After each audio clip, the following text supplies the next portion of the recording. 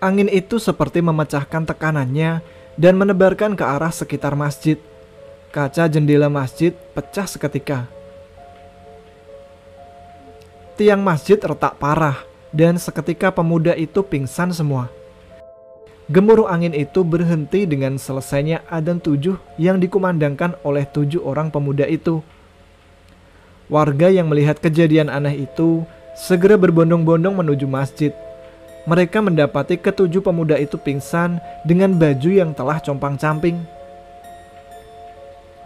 Alhamdulillah, terima kasih semuanya, ucap warga yang melihat perjuangan 7 pemuda itu. Bapak dan yang lainnya segera menuju masjid dan memberikan pertolongan pertama untuk mereka. Tolong bawa ke sini, kata bapak. Lalu warga segera menggotong 7 pemuda itu. Tampaknya luka Salim paling parah. Dia terjatuh, juga yang menahan tekanan angin itu. Ini harus segera diobati, kata bapak. Bapak lalu memberikan kafan yang dicelupkan di air hangat yang dimintanya dari warga, lalu ditempelkan di masing-masing dada 7 pemuda itu. Insya Allah, mereka akan segera siuman dengan cepat. Baru saja bapak berkata itu, mereka semua sadar sembari mengeluarkan air dari mulutnya. Mereka batuk. Alhamdulillah, teriak warga sambil memeluk mereka semua. Namun Jaka langsung teriak. Karena Jaka melihat sosok Apta di luar masjid dengan muka yang mengancam keberhasilannya. Apta masih belum menyerah. Jelas Pak Warno. Apta adalah nama sosok bocah yang mengerikan itu.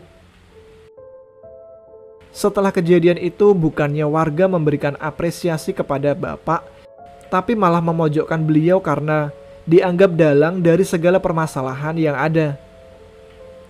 Tampak jelas muka warga marah besar karena bangunan mereka rusak.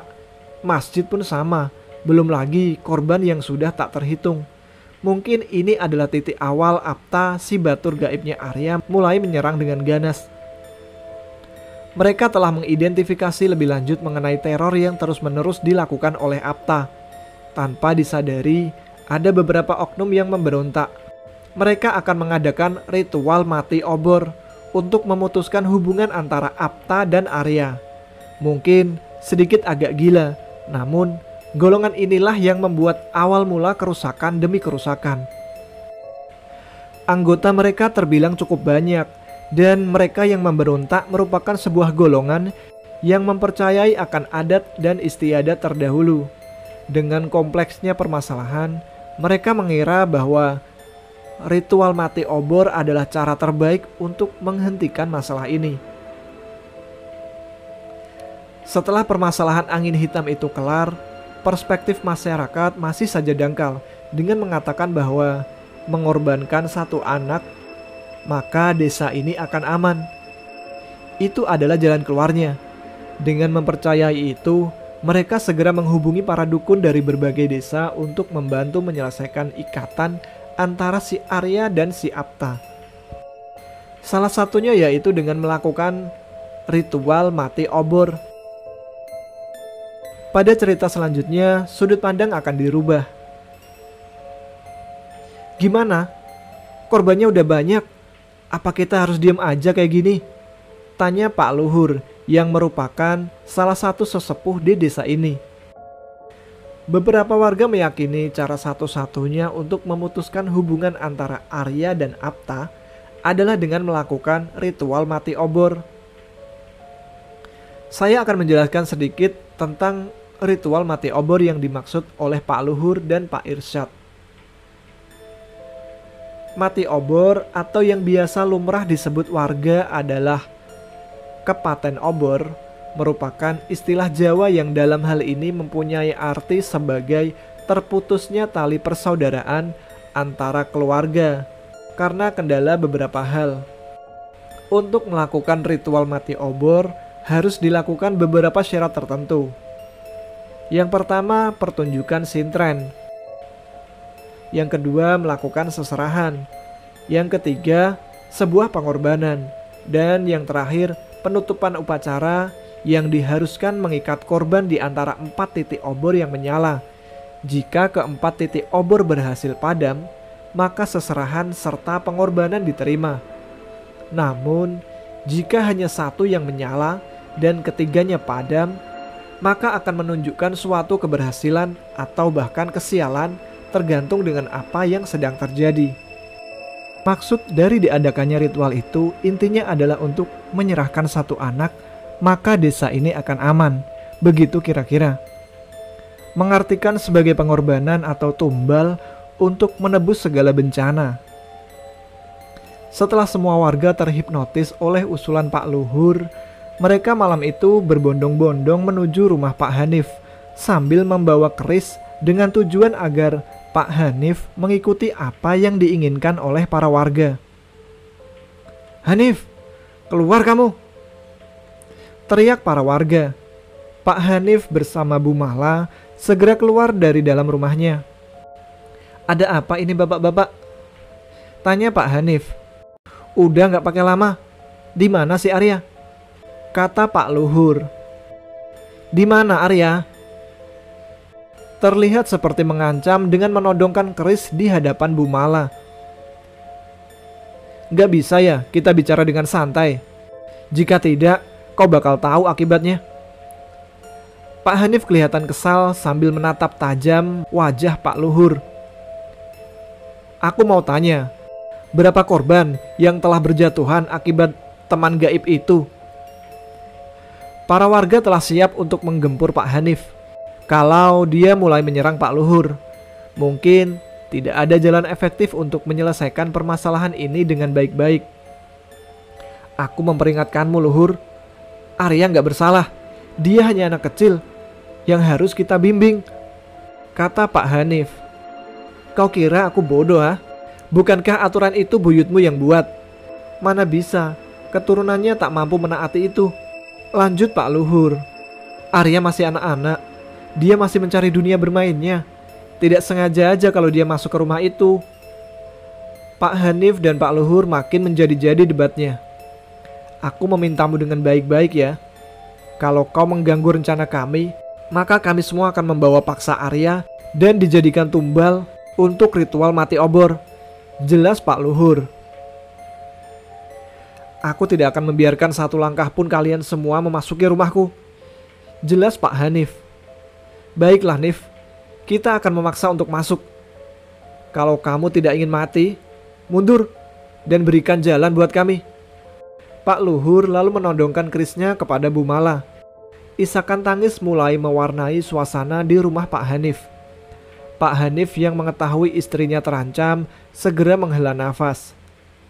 "Apakah kau yakin dengan ritual mati obor itu masalah akan selesai? Bukankah kejadian dulu pun sama?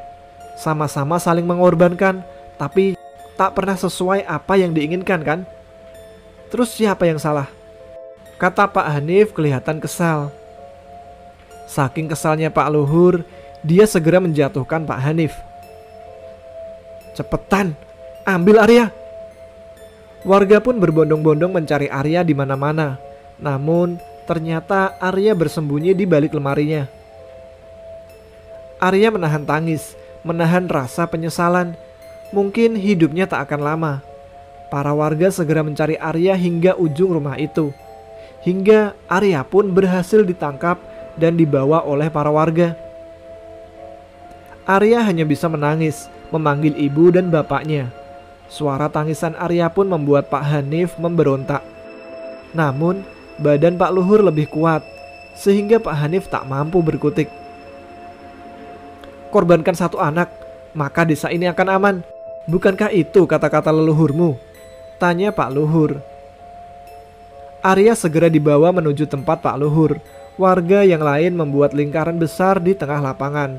Mereka ikatkan 4 buah obor di dalam lingkaran itu. Penari sintren telah disiapkan.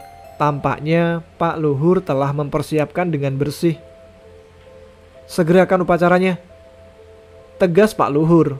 Arya didandani bak pengantin sunat yang diarak oleh warga kampung, memakai kain ala keraton. Walaupun tampak berat, Namun Arya tetap menerimanya. Pak Warno yang mengetahui rencana buruk dari Pak Luhur segera menemui Pak Hanif dan Bu Mala yang sedang bersedih hati. "Aku bisa membuat anakmu kembali," kata Pak Warno. "Gimana caranya, Pak?" tanya Pak Hanif. "Biar aku saja yang menyelesaikannya. Kamu harus melakukan tugasmu untuk memantau Arya. Aku harus segera menemukan makam Apta. Makam itulah salah satu kuncinya untuk membatalkan pengorbanan Arya," kata Pak Warno. "Lalu, apa yang terjadi kalau itu berhasil?" tanya Pak Hanif. Pak Warno hanya tampak senyum sambil memeluk Pak Hanif dan berkata, "Aku pasti pulang," katanya singkat. Sontak saja Pak Hanif tahu maksud dari apa yang dikatakan Pak Warno. Dia berniat untuk mengorbankan diri agar Arya kembali ke pangkuan Pak Hanif. "Segera lakukan tugasmu. Jangan sampai obor keempat mati. Itu bisa kacau." Pak Hanif hanya mengiyakan. Obor keempat adalah final dari perjalanan ritual pengorbanan yang akan dilakukan. Kalau mati serentak keempatnya, maka Arya tak akan mampu selamat atau dia akan menjadi teman gaib si Apta. Sementara itu, Pak Luhur telah melakukan proses pemanggilan leluhur dengan menyertakan tari sintren. Sekedar informasi, tari sintren ini harus dilakukan oleh seorang wanita yang suci, masih perawan, dan juga belum disentuh oleh lelaki. Perempuan juga bisa sebagai perantara sesuatu yang ingin disampaikan. Puncaknya adalah seserahan, dengan menyalakan 4 buah obor, sembari meneriakkan, "Mati obor! Mati obor!"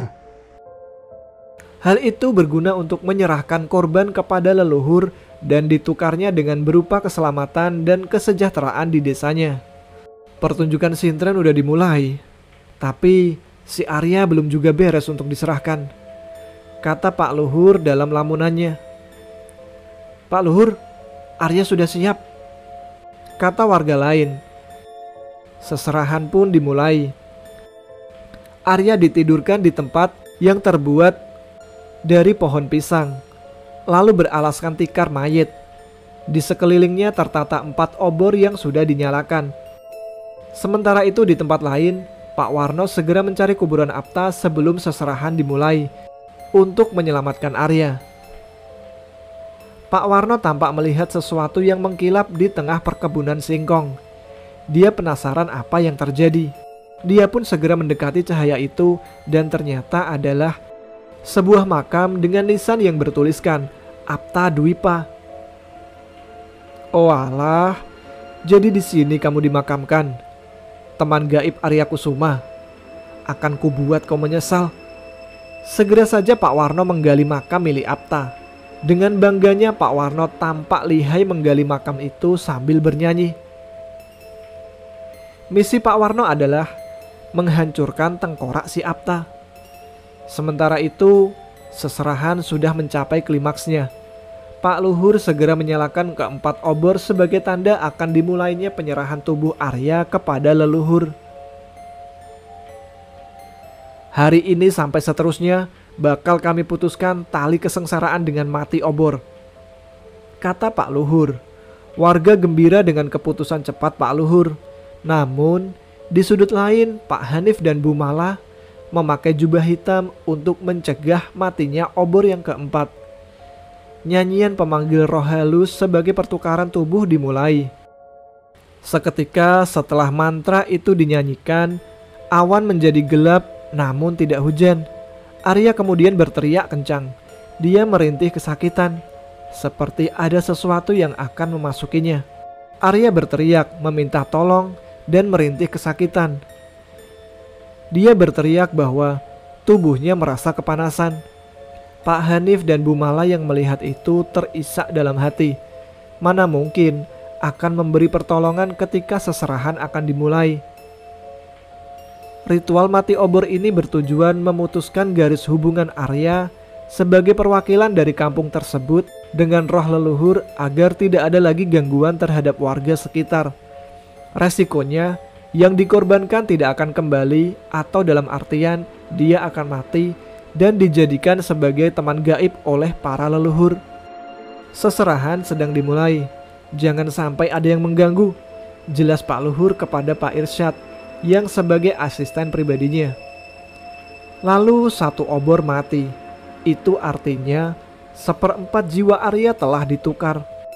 Semua warga masih melihat reaksi Arya dalam proses mati obor. Matanya memutih, tubuhnya terangkat ke atas. Tali yang mengikat kedua kaki dan tangannya merenggang karena terangkatnya tubuh Arya. Pak Hanif dan Bu Mala masih menunggu waktu yang tepat untuk mencegah matinya obor keempat. Tak lama berselang, obor kedua telah mati. Setengah jiwa Arya telah ditukar oleh para leluhur dengan tukaran yang setimpal, yaitu kesejahteraan. Obor yang pertama menandakan perdamaian, obor yang kedua adalah kesejahteraan. Begitu yang mereka percayai. Pak Hanif segera menyiapkan alat penutup untuk menutupi api, agar obor yang keempat tidak mati.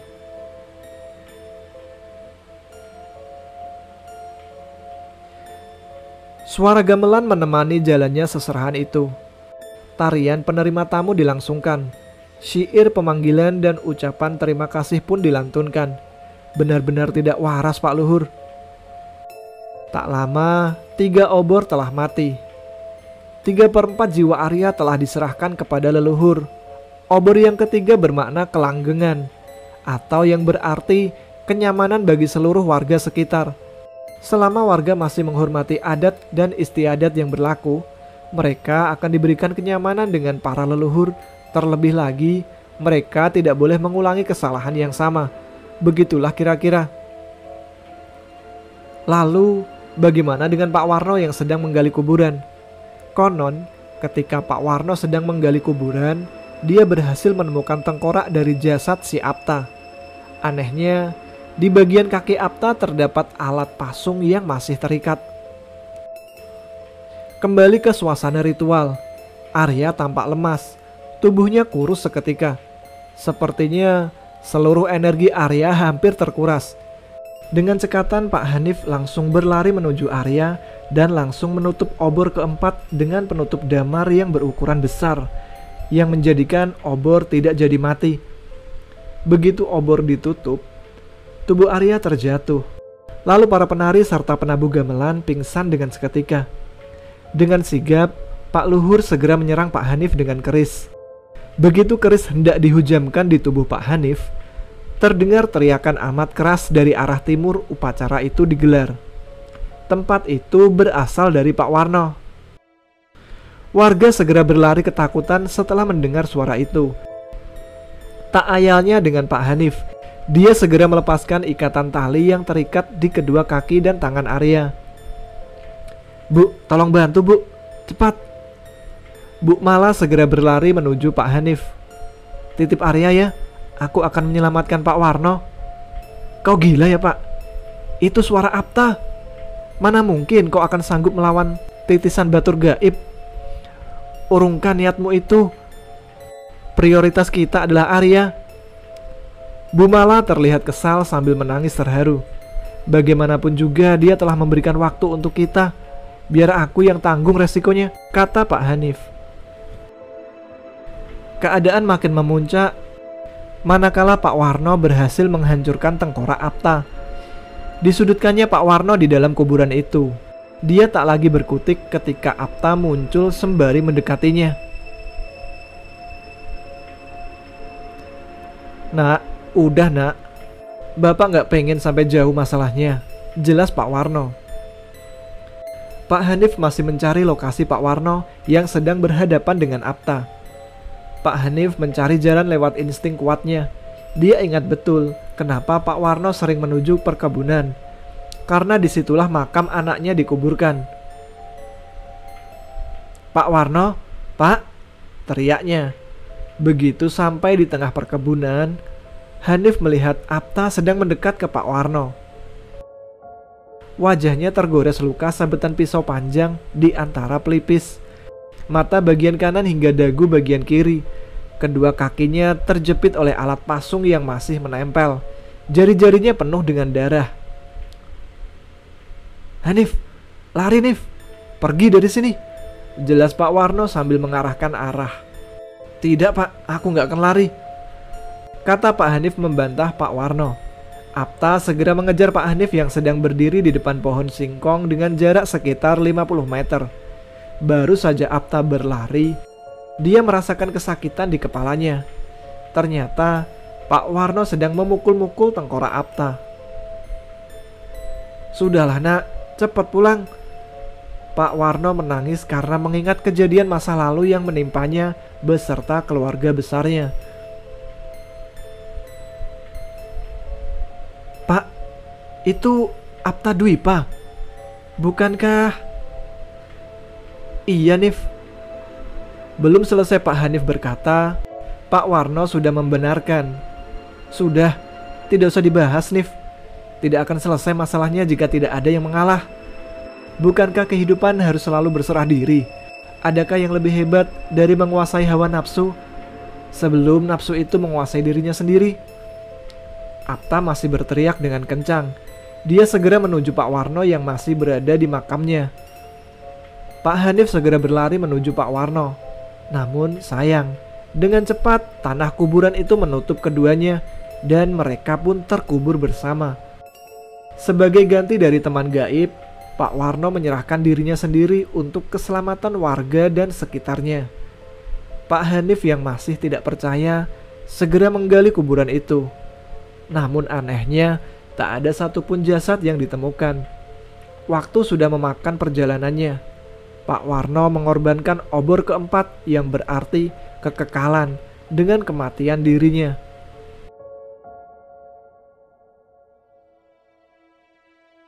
Pada tahun 1995, perkebunan itu dijadikan sekolah oleh yayasan yang membeli tanah itu.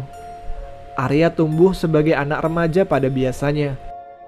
Tahun 2003, Bu Mala meninggal. Terpaksa Pak Hanif dan Arya pindah menuju Jakarta. Namun hanya 1 tahun saja. Mereka kembali ke Cirebon lagi. Di tahun yang sama, Pak Hanif menikah dengan seorang janda yang berusia 35 tahun. Yang berarti beda 10 tahun darinya. Dan melahirkan 1 anak laki-laki yang diberi nama Apta Dwipa Kusuma.